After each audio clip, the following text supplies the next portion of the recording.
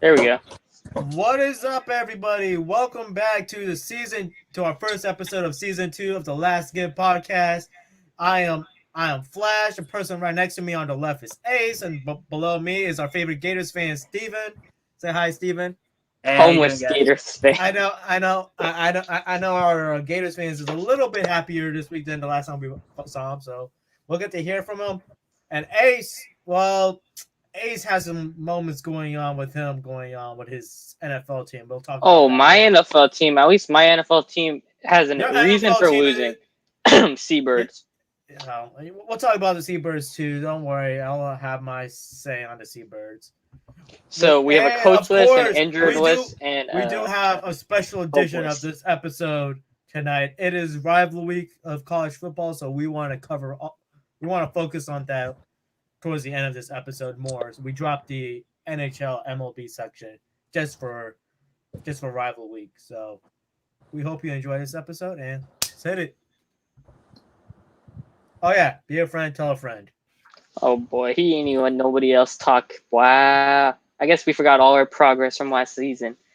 Be a friend, tell a friend. Make sure we had a J Peeps is gonna be doing running gun with me tomorrow 8, and he'll do probably the preview for the FAMU. Oh yeah, congrats to FAMU for making it to the FCS playoffs. At least they're the best team in Florida right now, so congrats to them. You will do that game probably sometime before the game starts, whenever that is. So yes, be a friend, tell a friend. Thank you for the 100 subscribers we hit while we were in hiatus, I should say. And then we're not doing NHL this week, so that's gonna be because it's how Flash already said it is special edition of The Last Give. So Rival yeah, week. Hit it. and he's slacking. All right. He's slacking. I'm gonna give him Oh 10 well. seconds. 10, 9, 8, 7, What a way to start. This 6, man ain't even paying attention. 5, 4, 3. Nah, he ain't doing it. 2, Oh well, let's keep bullshitting 1. All right, ourselves. let's hit it. Let's just start into it. All right, let's just get into it. Yep. NFL Monday Night Recap. The Tampa Bay Buccaneers has dominated another team under schedule, as we know, as the New York Giants, who we.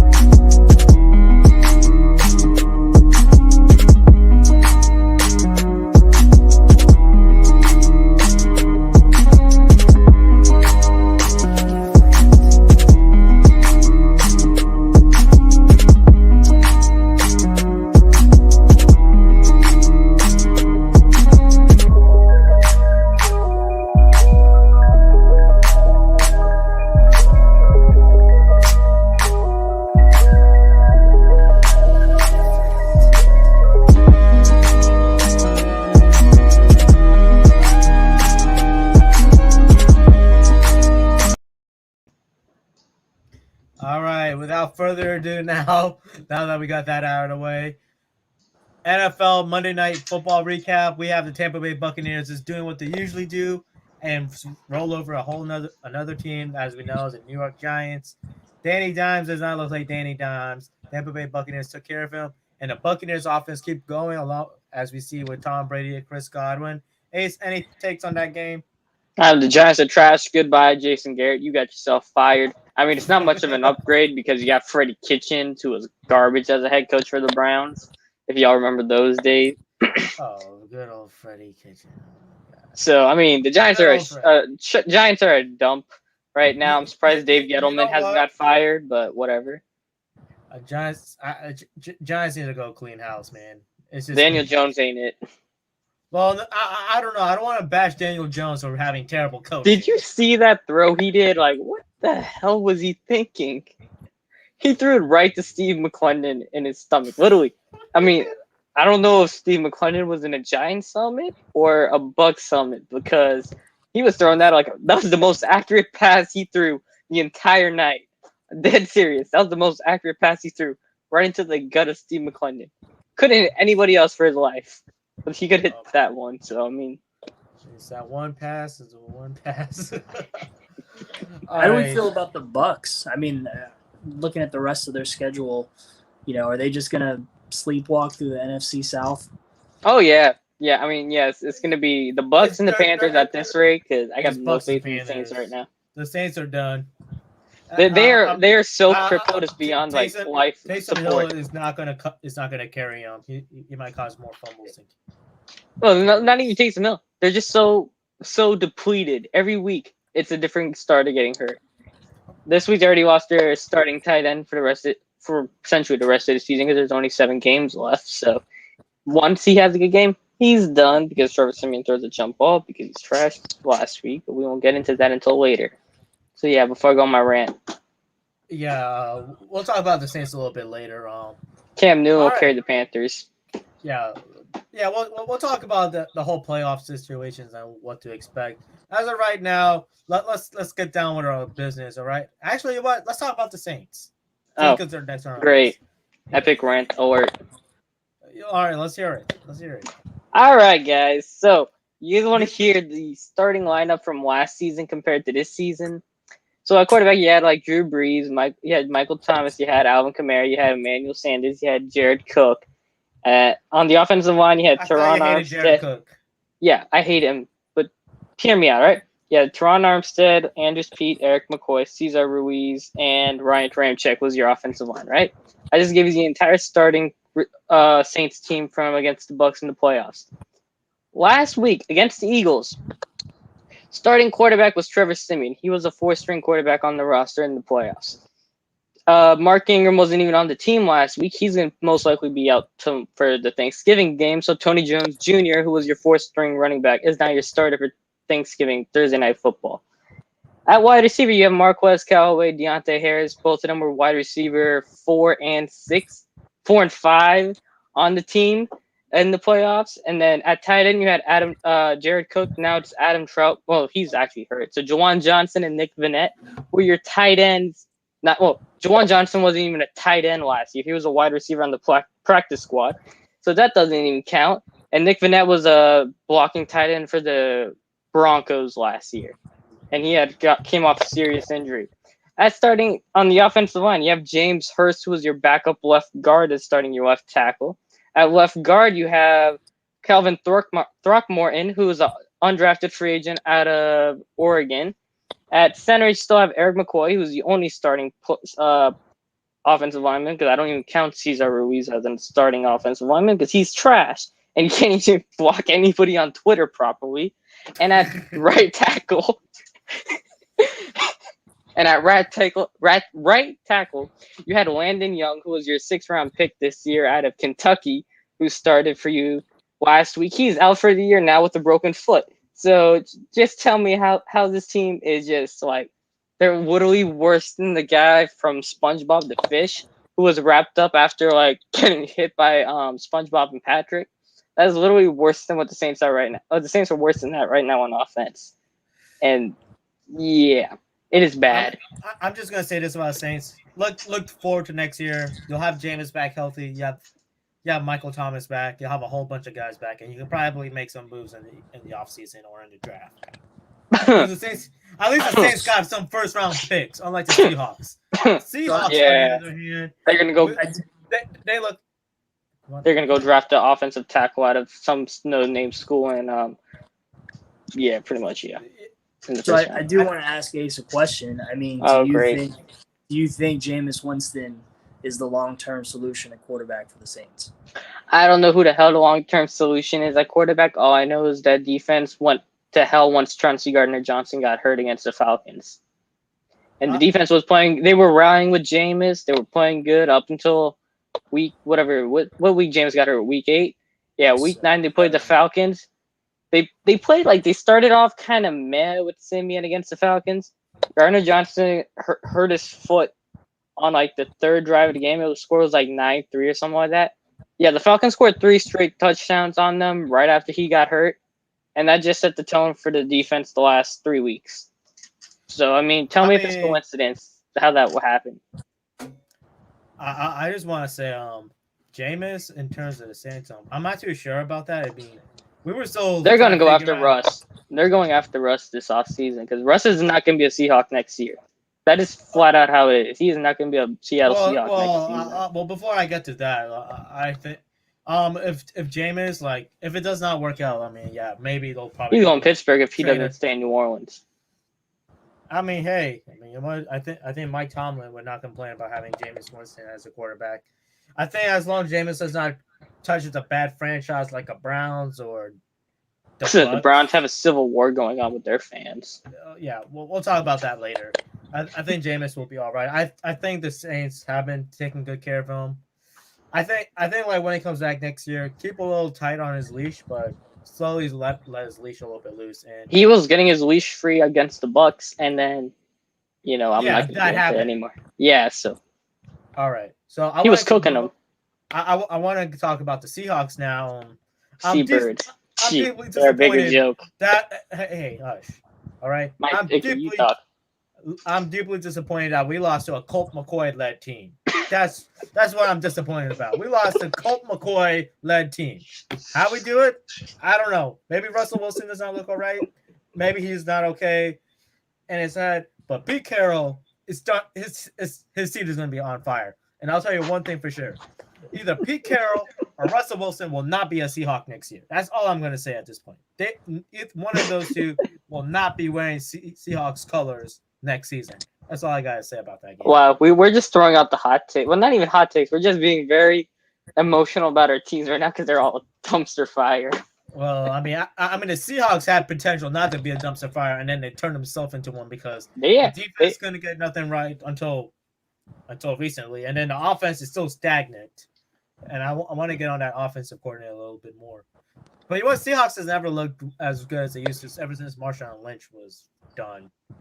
Well, they were doing all right when Carson was playing. Right. He was neck issue. I mean, the Seahawks had an injury bug too, to an extent.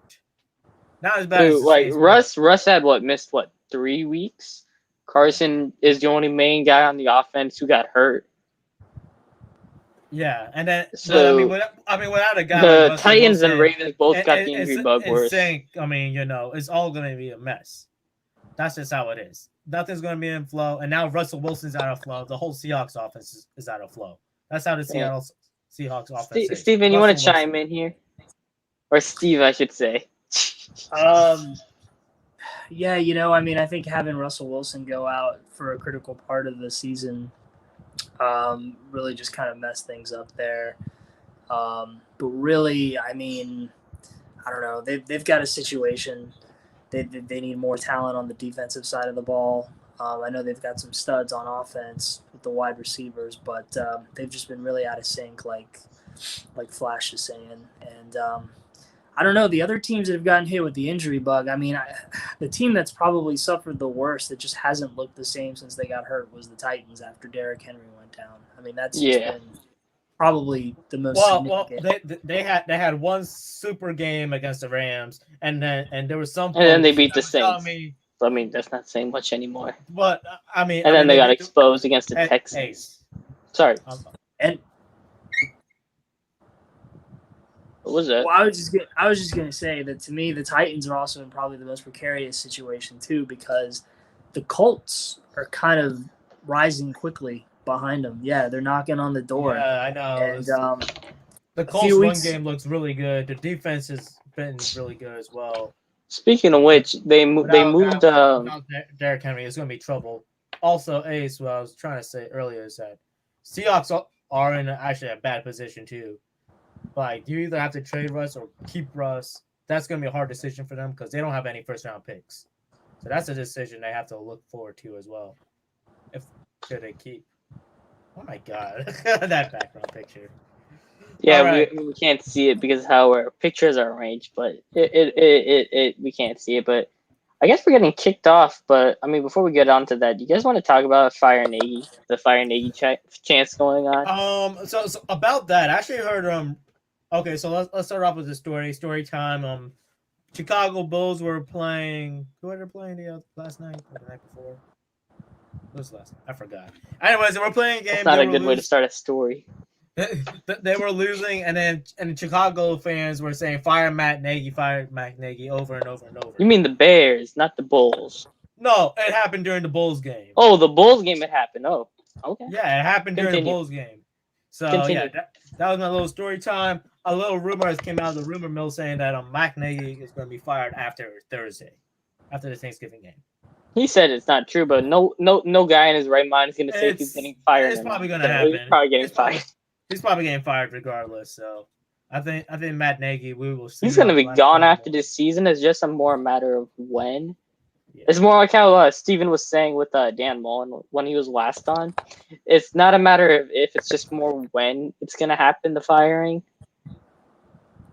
Yeah, there's too much smoke around that situation. I mean, I don't know what Matt Nagy's. I feel bad for Justin, but it's gonna happen.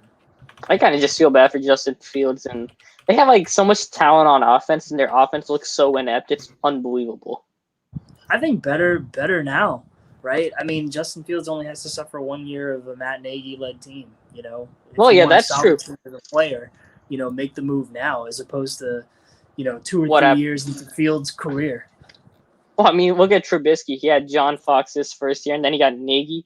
He had that one Pro Bowl season, and then he just went to the gutters because of how he was running that offense. How Nagy tried to run it like a Chiefs offense instead of a Ravens type offense with Trubisky's strength. And he kind of started with Fields with that, but yeah. All right, let's get on to the NBA. Not yet. We haven't even talked about our playoff picture yet. So as of right now, in the NFC, number 1 is the Arizona Cardinals, which for big surprise, a kind of injured team that happens, they're in a good position. Followed by the Packers. Well, I mean, with that little disappointing loss to the Vikings. Then the Buccaneers at 3, Cowboys at 4, Rams at 5, Vikings at 6, and Saints at 7. I think the Saints are going to fall down anyways. 49ers is on the bubble along with the Eagles and the Panthers. All right. Seahawks, they're all the way down at 15th, one spot. Nobody cares about the Seahawks or the Saints anymore. And the Saints are still in the playoff picture, which is crazy. Well, they're going to be out of it by the end of this week. All right. All right. So I think Titans are still number 1 in the AFC. Kansas City's leading the AFC West, I know. Titans is at 1, Ravens at 2, Patriots at 3, Chiefs at 4, Bengals at 5, Chargers at 6, Bills at 7, Steelers are on the bubble along with the Colts and the Browns and the Raiders. So, we know the Raiders aren't making anywhere. All right, let's get into the NBA. So the Raiders isn't looking well. The Steelers they look kind of dysfunctional as well. Steelers have a bad offensive coordinator. Everybody knows it.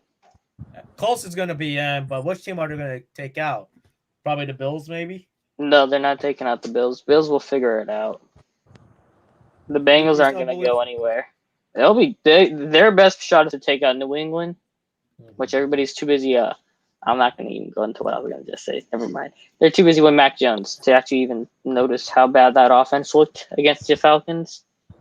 But whatever. You know what? 5-yard checkdowns can only get you so far. That's the same last year. That Mac Jones hype is starting to get a little bit out of hand, like overrated. So all right, I'm pulling a power move. We're moving on. Let's talk about the Crip Arena. I didn't see the quarters up yet. It is. It's literally Baby Groot, Michael Jordan, Thanos crossover. You can't see because of the way the pictures are arranged. That is the NBA background. All right, let's talk about this Crypto.com arena, man. So Staples Center is getting Crypto.com, the Crip House. I'm not even. I guess the Staples Center is going to have a new name. It looks like, as Ace has already said, Staples Center has been renamed to Crypto.com Arena. I guess they're going to call it the Crip Walk Arena now because that's what Russell Westbrook has called it during a post-game interview, and it looks like it's going to carry on very quickly. Wait, he actually called that in the interview? Yes, he called it the Crip Arena. Oh wow, I just made that up. Russell Westbrook says that in a post-game interview, so that's kind of hilarious. Any thoughts about that? I feel like most of us the Crip jokes are gonna come, and I mean those are gonna be funny.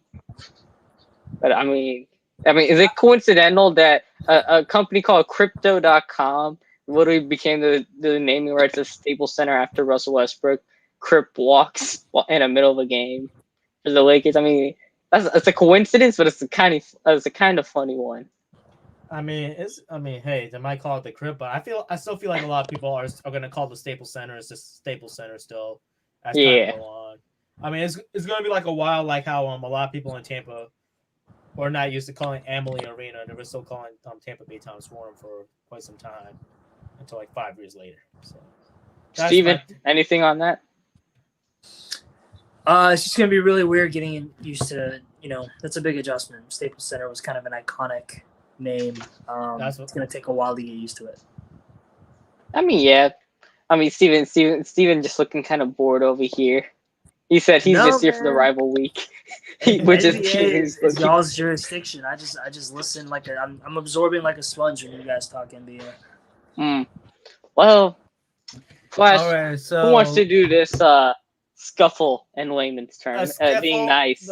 All right, so the being scuffle. Nice. So that was probably like the first time the NBA has an actual scuffle on that kind of magnitude, where there was actual fighting since probably that New York Rondo Ingram, the Ingram fight. Remember with I kind of with Rondo and CP. Yeah, that was probably the biggest fight that went on since then. I mean, the Miami Heat Nuggets one was more jawing at each other than actual fighting. Nah, that doesn't even come close. That was not a fight. Yeah, this was the first time when there was like an actual brawl. They trying to throw hands. And stuff. Russ was going like, "All right, let's go." I don't know. I think every time Westbrook makes those kind of moves and stuff, I think it becomes a meme. Yeah, it just becomes a meme regardless. I mean, as serious Westbrook probably was in that moment, it was probably just a meme. Fortunately, he didn't get fined or anything for just having his hands up, because I thought the NBA would have done something like that to him, knowing the NBA and how they view Russell Westbrook.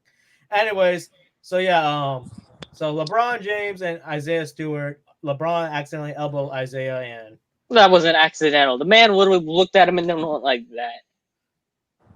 Y'all LeBron fans probably lost his surroundings. You don't know. Can't assume. The man got embarrassed that he was getting moved 10 feet by a second-year player. Come on now. I mean, Isaiah Stewart had a lot of blood on him, and he got mad. Isaiah Stewart broke away from security officials 3 times before they were able to get him out of the game. So. Whoa! All right. Can we take a timeout? I just saw this and I didn't realize that this actually happened. We're gonna go to baseball for a teeny tiny second. Give me a break here, all right? What? The Rays don't do this often, so I'm making an exception here for the NBA. Breaking news just came out 7 hours ago. I just saw this because I've been in class all day. Wander Franco signed a 12-year, $223 million contract extension with the Tampa Bay Rays. Wow. Just wow. All right, let's go back into the NBA now. I just wanted to get that out there. The Rays don't pay anybody, so I'm kind of surprised they pay that kind of money to a player. So but that's just to show how good he is. So back to the NBA with that Detroit Pistons game. After both LeBron and Isaiah Stewart got ejected, Russell Westbrook and Anthony Davis had taken over the rest of the game. Russell Westbrook had like 15 fourth quarter points or something like that. They came back from down 12. Yeah, they came back from down 12. The incident happened. Russell Westbrook alone outscored the Pistons. But I mean, and Anthony Davis had 2 clutch blocks on the same rookie Cam Cunningham on the same possession too. So that was pretty impressive. That entire game, the most funny part about that was before the Isaiah Stewart LeBron James incident. Let's talk about the fact that the Detroit Pistons were up 12 against the Lakers with LeBron James, Russell Westbrook, and Anthony Davis. Is anybody going to talk about this and how Anthony Davis had 3 field goals before Isaiah Stewart got ejected? Anthony Davis needs to be more assertive of himself. That's Anthony Davis' problem. He cannot be pretending he's just shooting the ball only. Giannis You're a better. big, lengthy guy. You're supposed to be in the paint and going up for your layups. That's just how it is, Anthony Davis. Do your job. That's what you get paid to do. All right. You get paid to shoot threes. Mm-hmm. All right. You guys want to talk about these Warriors, man? The Warriors because Andrew Wiggins is having a career year. Nobody's really talking about this because he's taking he's taking less shots than he's ever had in his career, and he's on even better efficiency with higher stats, which is kind of crazy because they don't even got Klay Thompson back yet. And if you look at this team, it is a lot like the 73-9 Warriors. You just swap Wiggins in for Barnes, and that team looks very similar. I'm not saying it's going to be on the same level as that team, because Steph and Klay ain't going to be the same players they once were, but Steph is on another level this year. And as far as I'm concerned, he might actually win the MVP again, which is kind of ironic considering KD went to play with him and now he's too busy crying about Steph coming into his own house and whooping his butt. We won't get into that too much. So let me ask you guys this. I'm just rambling. How far do you think the Warriors can go when Clay comes back on Christmas? I think the Warriors are going to win the West at this point. I mean, I know it's still early season. It's like mid-November. But I think at this point when Klay Thompson comes back, it looks like they're going to run the West like how they used to. I probably said this before. As long as they have Steph, Draymond, and Curry, and Thompson, they're going to run the West. That's just how it is.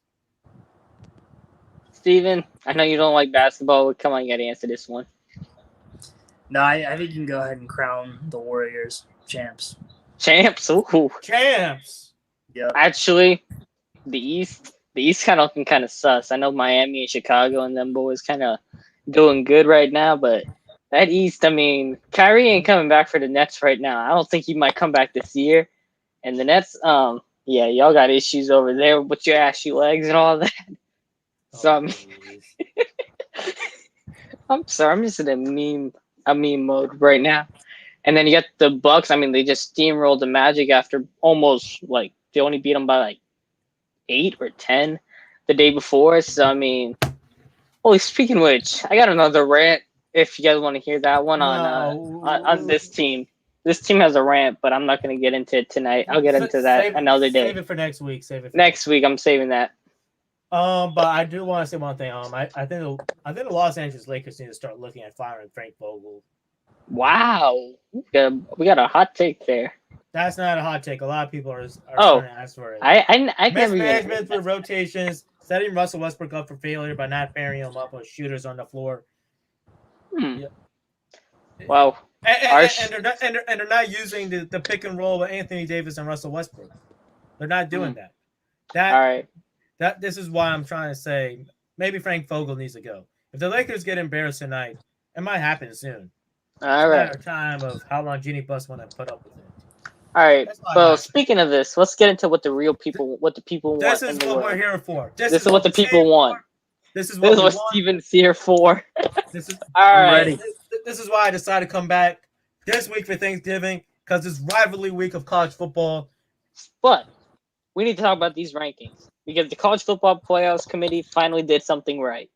The Cincinnati Bearcats are finally in the playoff.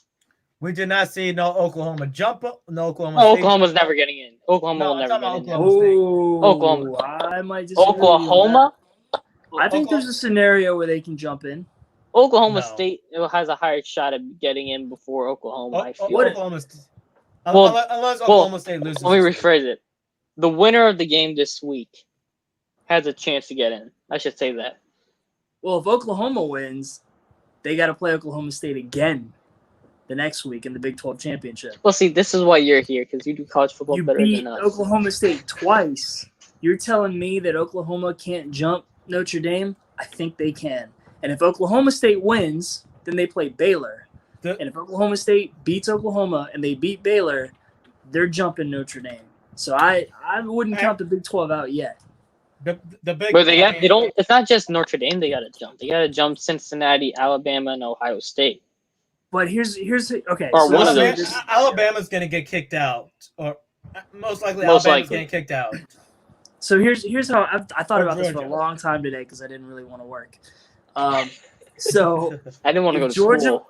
If Georgia beats Alabama, okay, so I'm assuming the Georgia and Alabama win this weekend, but then UGA beats Georgia, Alabama's out, right? Yeah. And then Ohio State, if they take care of business against Michigan and whoever the eventual Big Ten champion, Big Ten West champion is, Ohio State's in, right? And that leaves you with Cincinnati and Notre Dame. But can Notre Dame get jumped by one of the Big 12 teams? I think they can. Yeah. Notre Dame is already done. Is done. They have no chance of making a college football playoff. Ooh, I disagree with that hot take though. Ready to shut down everybody. I mean, as much the college football committee loves as much as I love Notre Dame, I don't think they're making the playoffs. I see one path for Notre I Dame. think I think a Big 12 team has a better chance than.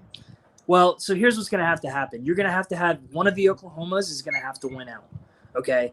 Because in a scenario where Oklahoma State beats Oklahoma, but then they lose to Baylor, which could happen, then forget about a Big 12 representative in the playoff. And if Oklahoma beats Oklahoma State this week, but they can't replicate the result the following week, then you can forget about a Big 12 representative in the playoffs. And that is the only scenario that the Oklahoma's not one of the Oklahoma's not winning out, coupled with UGA winning out and Bama getting eliminated from the equation. That is the one scenario where I think Notre Dame and Cincinnati both get in, along with Georgia and Ohio State. So I wouldn't count Notre Dame out just yet because I'm not sure that there's a high probability that one or both of those Oklahoma teams can win out. It's tough to beat a team twice in back-to-back weeks, and if Oklahoma State beats Oklahoma, I wouldn't count out Baylor scoring the upset in the championship game. So I actually just found an article about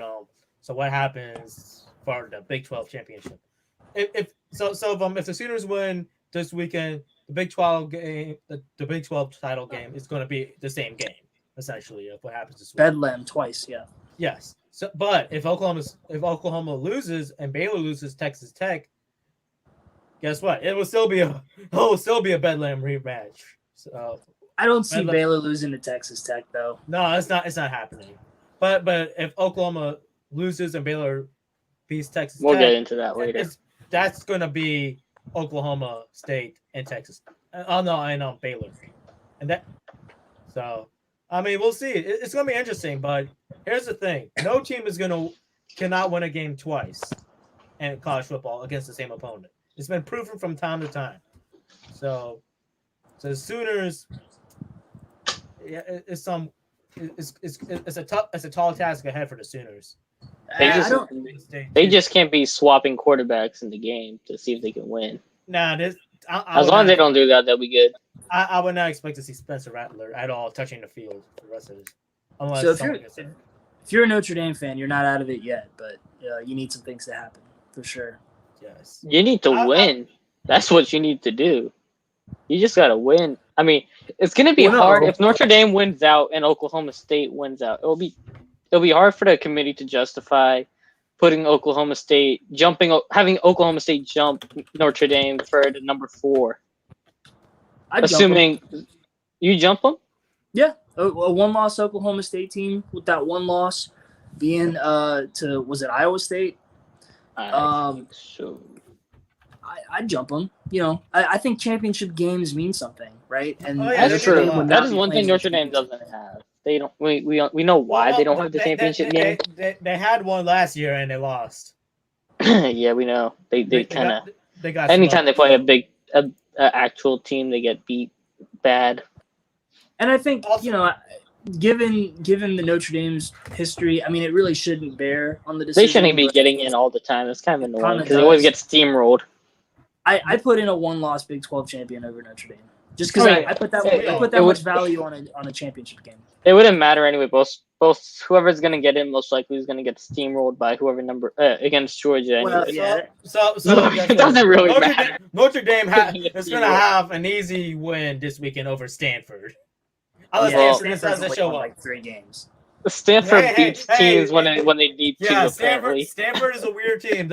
Stanford could probably upset. JP saying anybody but Notre Dame. Hey, whoever gets in, going to get steamrolled. I mean, I don't want Notre Dame. Notre Dame is going to be a first-round exit. They always are. They always are. They're just never that good to get over the hump. I think though this Cincinnati, this is the year we're going to get a Cincinnati in.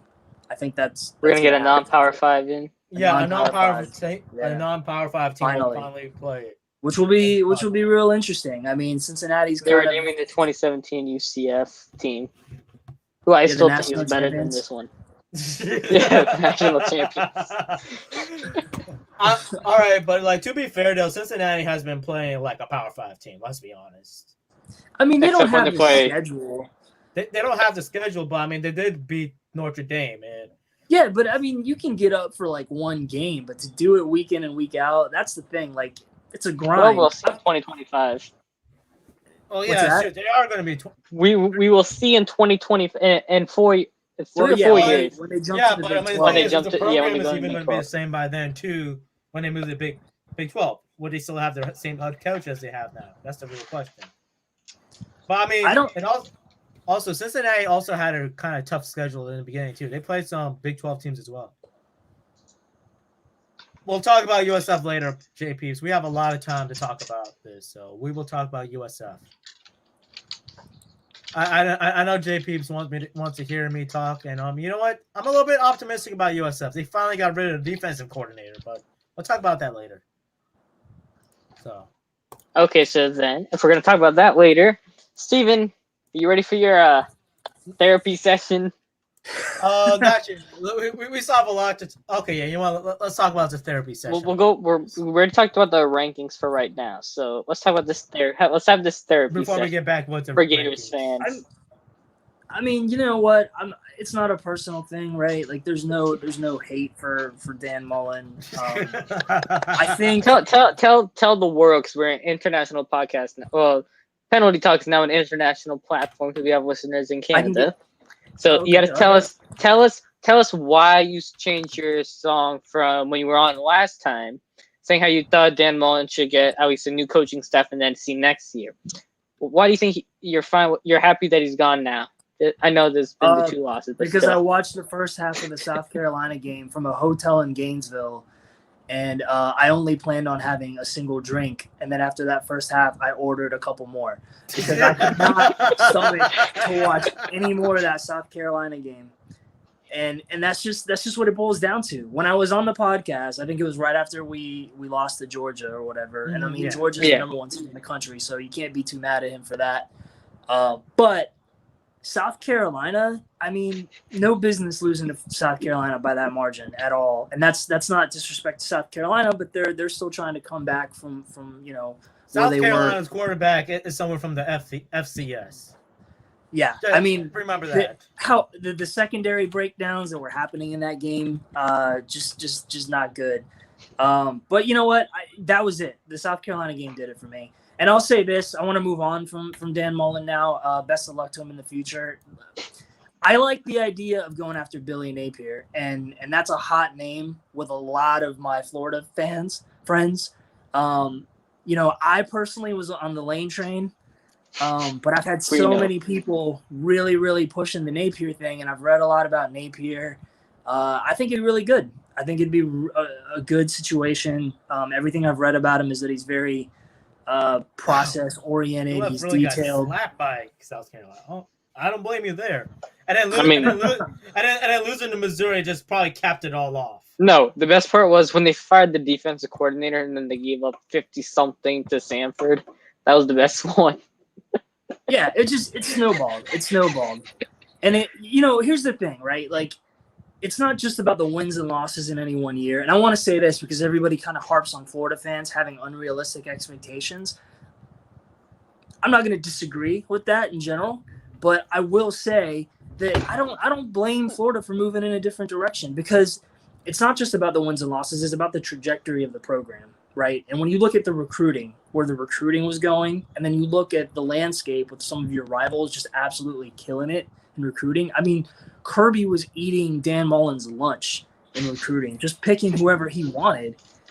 You can't allow that to continue. Essentially, UF was probably getting like Georgia's leftovers in recruiting. Not even leftovers. We were getting like UCF's leftovers. I mean, there was a step down in the recruiting. Is all I'll say. Let me ask you this: how much is Florida State going to steamroll them this week?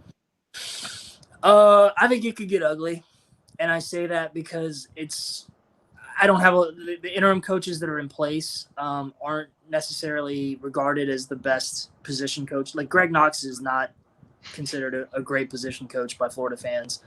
Although he is 1-0 as an interim coach.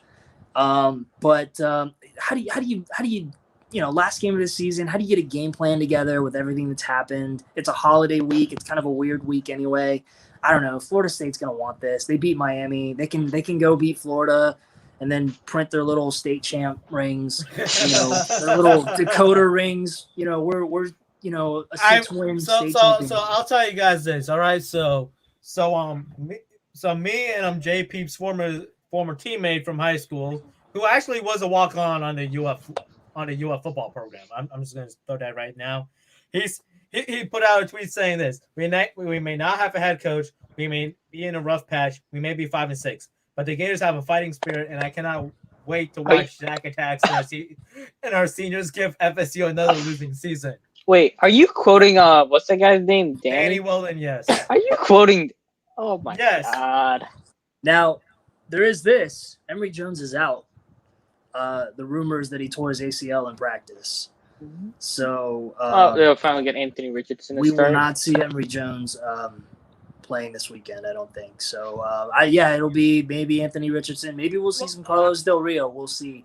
Not saying that be an ugly game. Is still Del Rio's around? Or that's probably no relation to Jack Del Rio. I hope. No, there's no relation to Jack Del Rio. Okay, not saying that's not going to tip the scale in Florida's favor, I don't think, but just something to watch out for. I mean, to be honest, I would be a tad bit more concerned if Anthony Richardson does start. I still don't think they're gonna beat Florida State. Florida State might. I think they're gonna play steamroll. Florida fans are gonna have their little. They're a basketball school right now. Another Del Rio. So yeah, Florida's got the Florida fans got their little. They're a basketball school now, and I was going to say who. Forno, baby. I was like, where has this been all the last couple of years? I said, what, they're rallying for Keontae now? Rebuilding too. A bunch of their players also got drafted in the NBA. To be fair, to be fair, Florida State's got the guy who sent the Los Angeles Clippers to the Western Conference Finals for the first time in franchise history. So, I don't know if Florida has anybody like that going for them right now. All right, so. That's Terrence Mann I'm talking about. For the we got more out there who don't know. Let's go back to rival. All right, let's talk about this rival week. All right, so I just want to say this right now. I want to say this right now. Clemson is going to destroy South Carolina this week. After seeing how Clemson played Wake Forest last week, and Wake Forest was number 9, and they made them look stupid, I think. Oh my God. Well, Wake Forest had a backloaded schedule. They shouldn't have been number 9. But yeah, I agree with you. Oh my God, what's his name? Let me ask the question. Forget Wake Forest and Clemson. We need to talk about this, right? What? I wanted to get Hendricks on at least one of these 2 episodes for this week. I don't think JP is going to convince Hendricks to come on for his misery tomorrow night. But do you guys think Harbaugh dies trying? For whatever just happened in the back. I said, do you guys think Harbaugh's going to die trying this week? Or is he going to actually beat him? He said Ohio State. He said that at the beginning of this week. This season. He said he was going to either beat Ohio State or die trying. Is he going to die trying? I honestly think he's not going to die trying. He's going to be dead before you even hit the doormat. Before you even got in the house. After seeing what Ohio State did to Michigan State last week. They kind of bitch slapped Michigan State. They kind of did it to next. I think I would expect something like that. Ohio State is peaking at the right time to kill Jim Harbaugh. In the context of his comments. Yeah. I love Michigan. My dad is a Michigan alum, so I've always kind of pulled for Michigan. Definitely don't like Ohio State, but I don't see any shot of Ohio State losing that game. So, for the record, guys, Hendricks says that it's going to take a lot of prayer for Michigan to beat Ohio State. That's his mentality into this game. He said that in our group chat, so I'm going to just throw that right now. All right. Well, we know how that goes. All right. Oh, yeah, so back to Clemson. DJ Wangalele looks like he's stepping up at the right time. I think if they get this version of DJ Wangalele, I think Clemson is going to just next year. Well, no, I'm talking about for this week. They're going to steamroll South Carolina. Oh, this week. I thought you were talking about for next season. Like when I say steamroll, I'm talking like a 49 to probably 3 score possibly. All right. No, I'm talking about that kind of score. Because DJ Wangalele has stepped up a lot. And when I saw him play while I was at work the other day, he looked great. He looked focused. His throws were on target. He was just running as he should. All right. He looked like what Clemson's fan has always expected out of him. So, All right. Let's get into the fun part of rival week. U.S. National Alumni President Flash. Is this when USF gets the upset against UCF? Or are they going to look like how pathetic they were last week? Or are they going to show up like they did against Cincinnati? Well, I'll tell you one thing for certain. Could the defense look any worse than how they did last week after firing that defensive coordinator? You know what? I'm probably going to say I don't think so. Do I think USF is going to win? Skeptical. It all depends on how that defense does. That's all I'm going to say. The offense looks great. I still like the offense. I still like Timmy McClain as the quarterback. I think Timmy McClain is probably a better quarterback than any of UCF's quarterback that they have playing right now, not named Dylan Gabriel. So Dylan Gabriel shouldn't come back this year. Save him for next season at this point. So I mean, like I said, I think USF offense they're peaking at the right time. So I mean, I still like their odds against UCF. I'm not going to go out and straight out say they're going to beat UCF, but I don't think it's going. I think USF. This is probably USF's best chance in the last pre-Charlie Strong era after Quentin Flowers left. This is their best chance. That's what I'm going to say. Steve, what do you got? Yeah, it's not going to be good for USF this weekend. You're calling a blowout? You're calling a UCF blowout. Yeah, I'm going to say like 49-14, something like that. I'm calling it right now. Just keep in mind, USF has been playing. When they play good teams, they play good. They play up until like the last 8 minutes of the fourth quarter. Like I said, like USF had played really well against really good teams. I mean, they hung in with Cincinnati. JP, you always say them on USF. Jordan, we know you're biased for UCF. All right, you can pipe a bit. You can pipe down a bit. We know you're a little bit biased. I mean, best of luck to USF. I live in Tampa, so I gotta. I don't know. JP, if you seriously think it's gonna be a blowout with your backup quarterback, it's gonna be in the bounce house. It's not gonna be pretty for USF. Oh no, I'm still expecting UCF Mafia to take over that whole stadium and everything.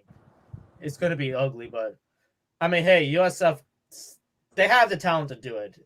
The defense is just suspect though, but how good is the UCF's fourth quarter defense? is where we're gonna see who wins because that team. No, disagree. The first quarter. The first quarter. Yeah, JP's happy. His team won.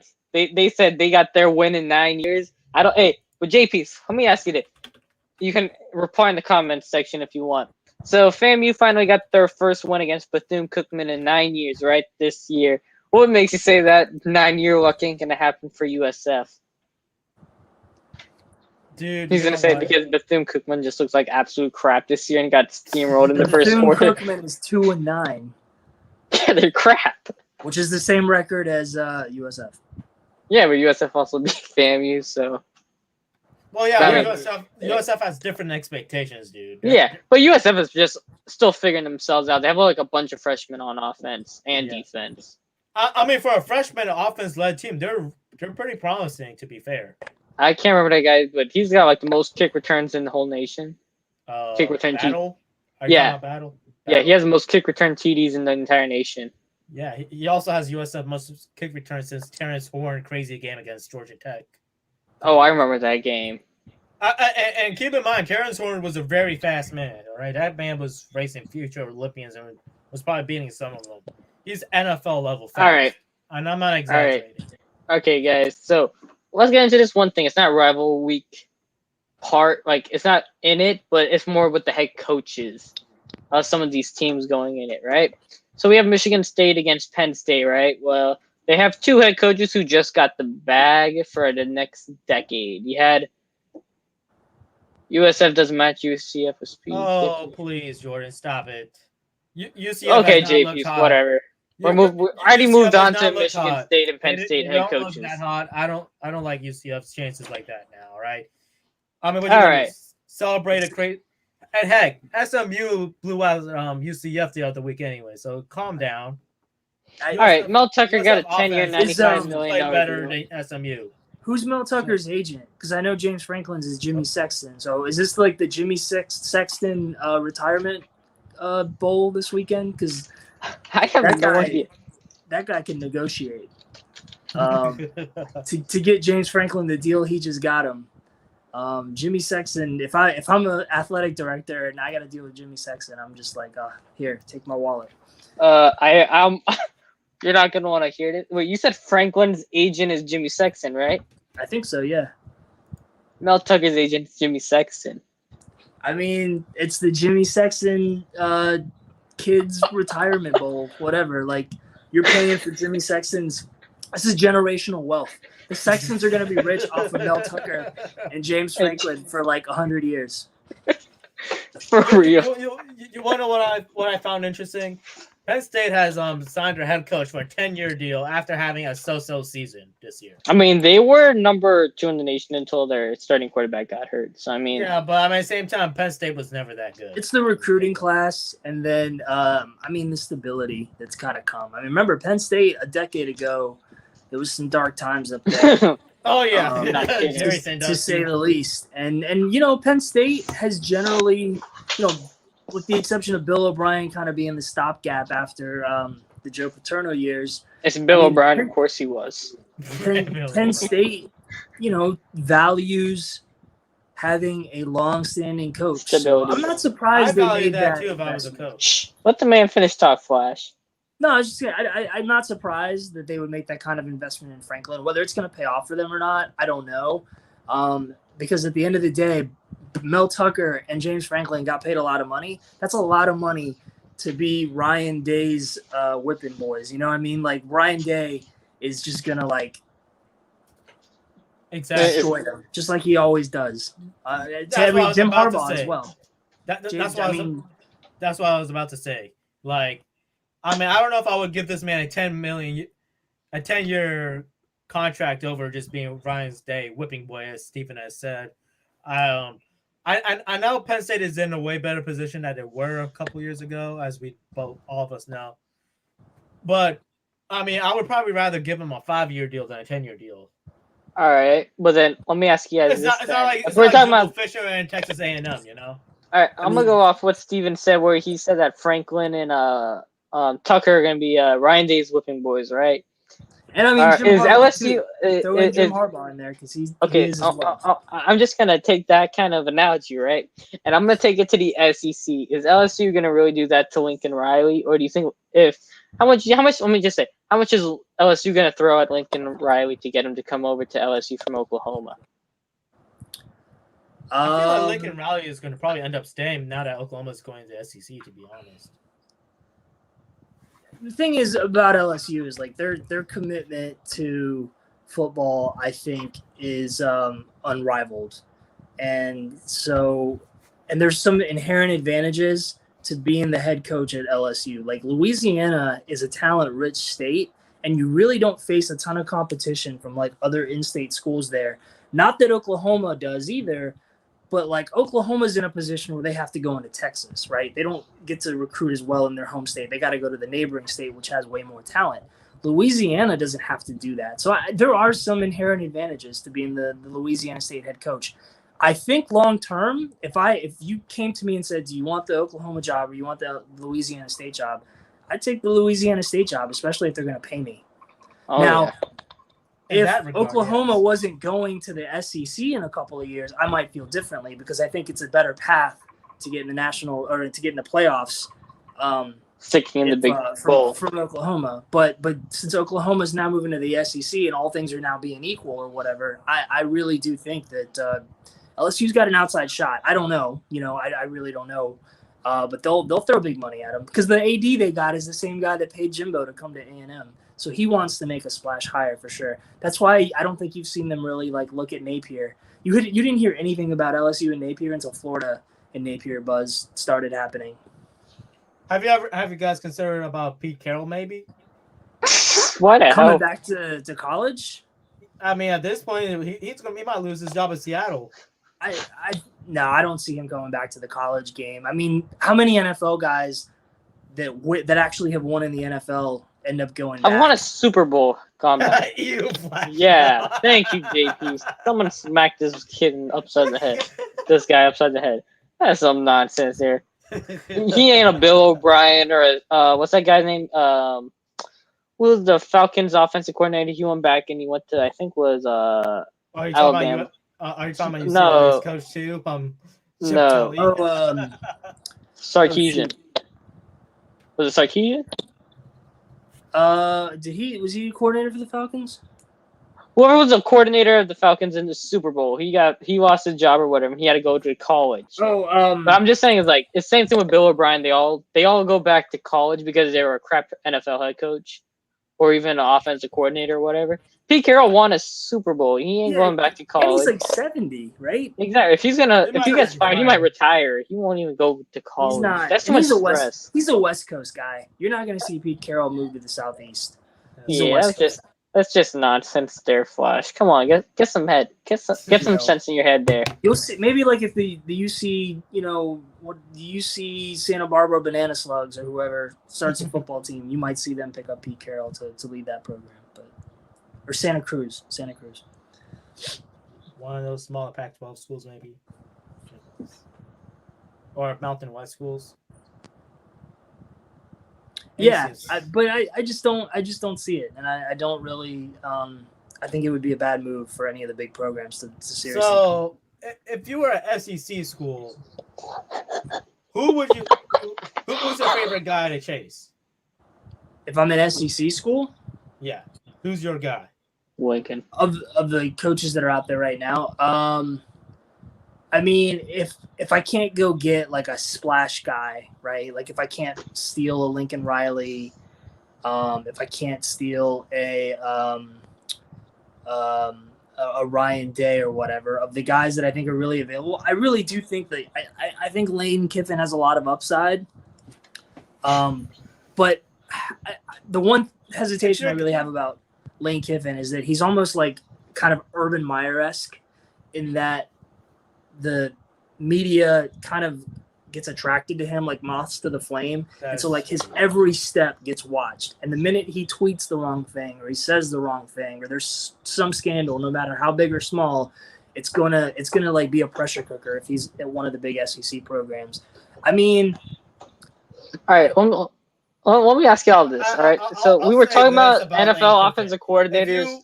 I want to say this one. Okay, go. If you're gonna get a guy like Lane Kiffin, you're gonna need a really good defensive coordinator because Lane Kiffin is not known for defense at all.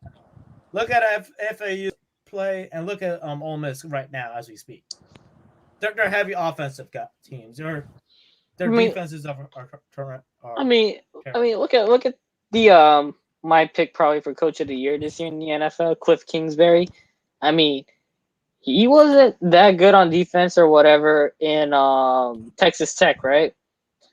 He wasn't even a good coach per se in Texas Tech, but I mean, he goes to Arizona. He gets himself what's it called? He gets himself forgot the guy's name. It's not Vance Joseph, but he was the former head coach for the Broncos. The last head coach for the Broncos before whatever the guy is now, Big Fangio, I think it is. Anyway, that's not the point. But I was saying, if you get like how Flash was saying with the good defensive coordinator, I mean, Lane Kiffin might even be a good NFL head coach eventually, just not right now. It's kind of soon to say that, but I mean, Lane Kiffin does know how to manage offenses really well. I mean, if I'm an offensive star and I cannot get into a big SEC school, I would probably go Lane Kiffin. All right, let me throw one more name out there for you guys before we wrap this up. So, do you think Jason Garrett's going to get any offers from college schools, or do you think he's going to find a way to stick around in the NFL? He's done in the NFL. He's done. Position coach in the NFL would be my guess. Not a coordinator, but a position coach. He doesn't really strike me as a college guy either. Like he doesn't do the recruitment side, do you think? No. I mean, would you go play for Jason Garrett?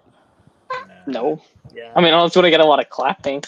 I actually have one more question. I know we're supposed to wrap up, but now that USF doesn't have a decent defensive coordinator, do they try to chase like an ex-SEC coordinator, or who do they try to chase?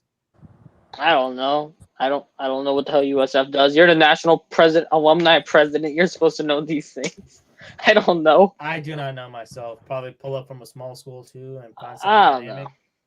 I mean, look. I mean, USF pulled some guy from a Division II school on offense, and look, it's paying dividends for a freshman-led offensive team. It's paying very very good dividends. You know. I and also back to the USF UCF game. I think USF is probably going to put up like 30 points, 30, 40-ish. If we get the USF that we've been seeing against Houston and Cincinnati. That's all I got to say. All right, guys. So thank you all for coming out for our special edition of the Last Skip podcast. I think it was a great episode. Steven has given us some great insight on what to expect for.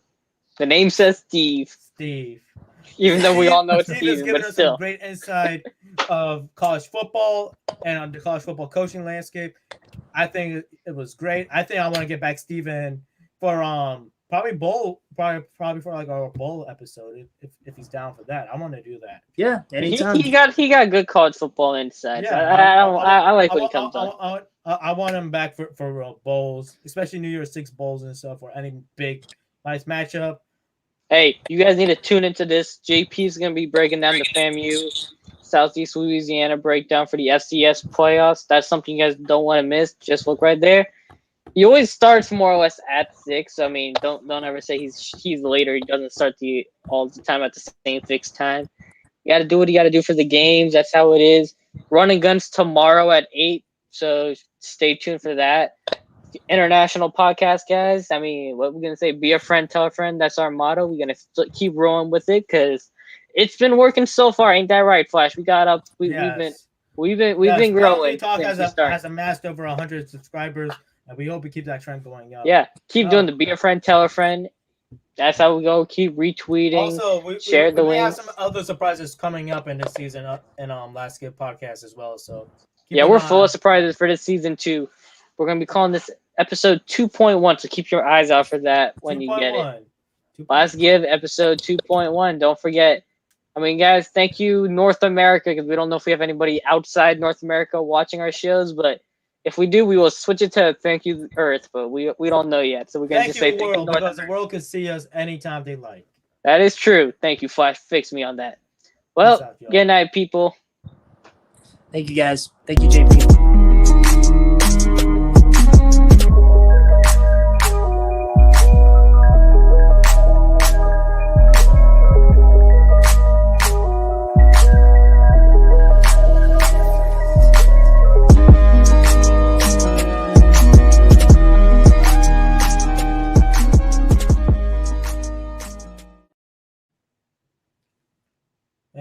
As we know, Stephen always leaves early.